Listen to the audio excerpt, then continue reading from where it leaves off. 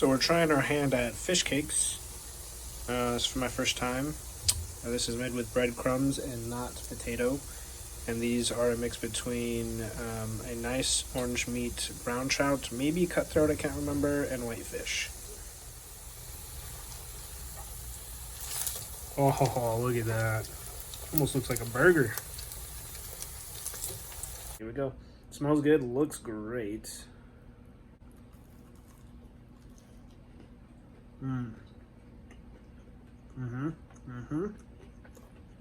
That's not half bad. That's actually really good. Dang. Bro. Alright, just gotta add some sauce.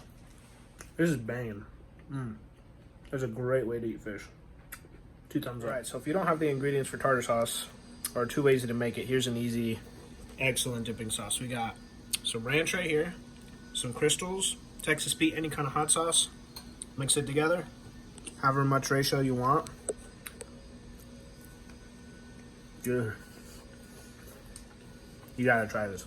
Super easy. You basically just boil your fish or bake it or cook it or whatever, and then mash it in with some breadcrumbs, eggs, and your preferred spices. And then you fry it, just like 4 minutes on each side, depending on how hot your oil is.